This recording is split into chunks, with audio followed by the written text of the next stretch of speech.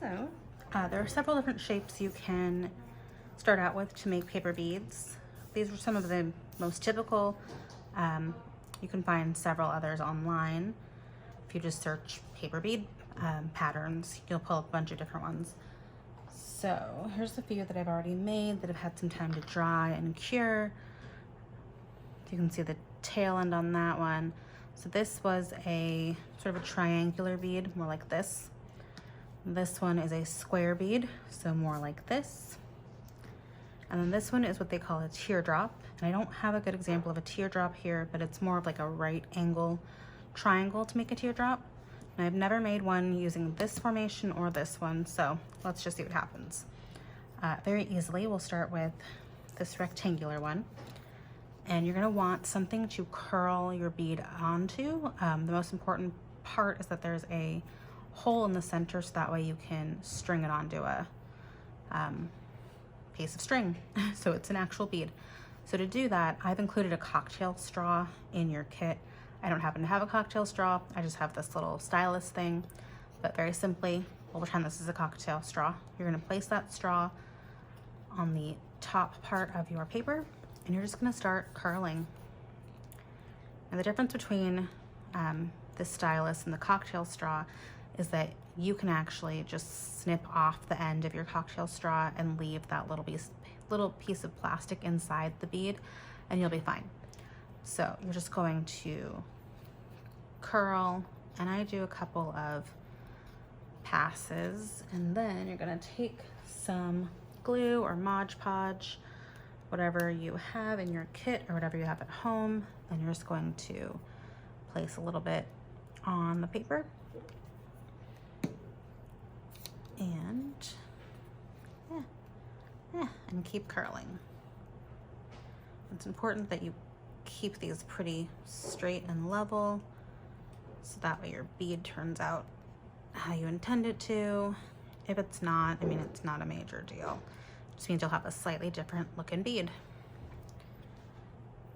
And it definitely is kind of difficult. You do have to kind of use some patience, take some practice, and add a little bit more glue,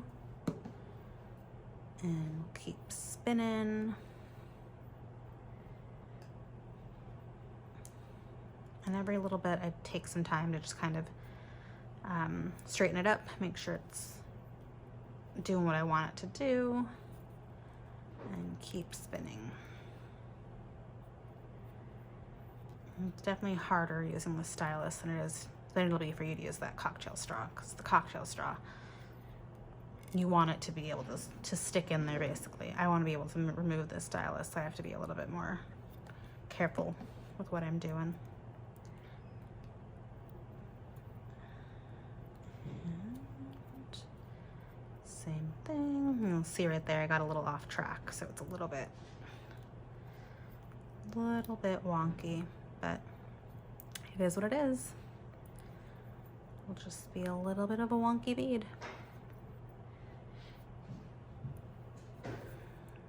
Add a little bit more glue. And if you've got glue that seeps out and around, it's not a huge deal at all. All right, so see, I've got some glue that seeped out. So I'm just gonna take that glue and I'm actually gonna rub it forward and then put it along top. And that way it sort of seals that bead. And once that bead is dry, I'll just give it a couple of seconds on there, and then I'll slide it off. Okay, now that bead is pretty much dry, so we're just going to slide it off with my stylus and make sure it's gonna be okay. So you can see there's a hole in the center, and that's where I'm gonna string my bead. So I'm just gonna set this aside with my other ones, and we'll move on to the next one. So like I said, I've not done this one before, and this actually might not be dramatic enough of a cut, so I'm gonna cut some of this excess off the top. So this might be a slightly smaller bead, but you know, we're just kind of learning as we go. So same thing, you're going to take that stylus and on the paper, you're just going to curl it around the stylus. Once we've got a pretty good start, we'll put a little bit of glue on there.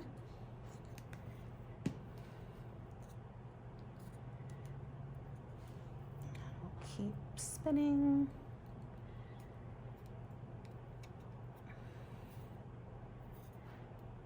And now that we've reached the basically 2 different paths, we're going to put a little bit of glue along each one. And of course my phone would ring. Disregard the ringing. And just going to keep spinning.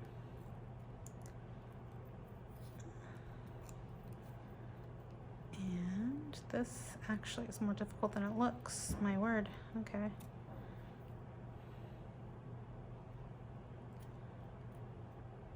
So I'm finding it easier to kind of go one at a time. So I'm moving this little leg of the triangle forward, straightening it up, and then moving the second leg. What an interesting. Okay, add a little bit more glue.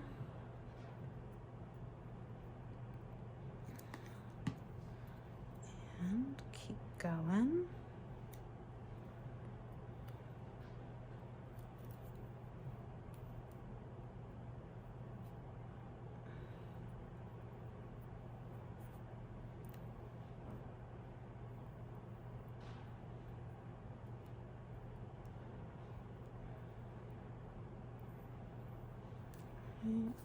And last but not least, we'll just finish it with a little bit more glue.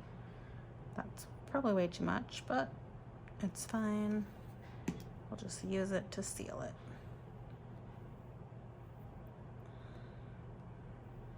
And I find just kind of holding the points down a little bit helps to seal it a little bit better. And then we just rub our finger over it, get all that glue where it needs to go. That's an interesting looking bead. Okay, I'm fine with that. Some dried glue along this part, but that's kind of gross. All right, and theoretically we'll be able to just slide this off. But in reality, I think I glued it to the stylus. Oh no, there we go. Got it, okay. And there we have that one.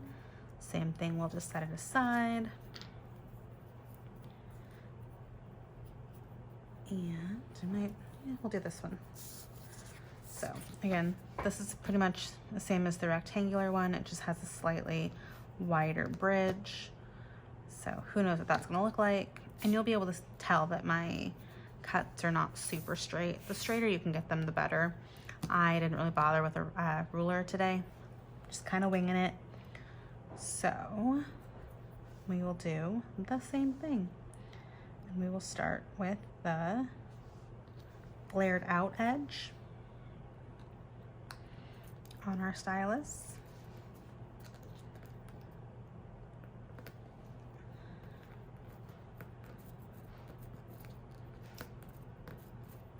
Done a couple of rotations. Now we're going to add some glue.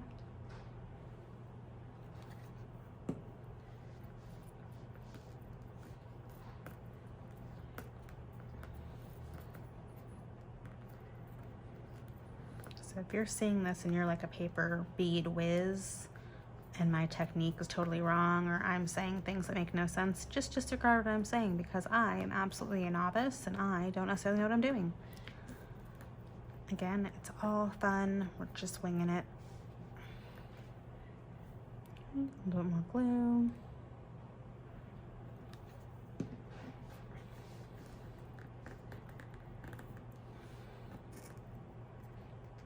Just gonna make sure it's straight and fairly wound together. go in.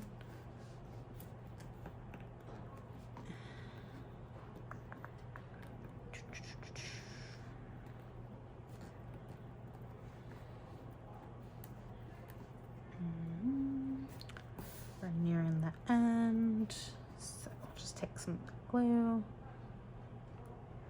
and slide it in there. And again, we're at the seam, so we're just going to take that extra glue and rub it along the top and hold that seam down a little bit. Get it nice and sealed.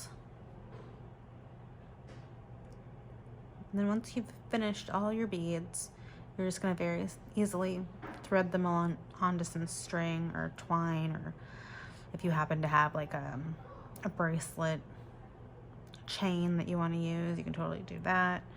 You can definitely do as you'd like. There's no right or wrong way to do it, according to me. If there's an actual like paper bead bracelet maker that tells you otherwise, listen to them. All right, and same thing, we're just gonna slide it off. Perfect. And there you have that last one. All right, so we've got a few different bead shapes here, couple different colors. And you don't need to see me thread it onto a string. That's pretty self-explanatory.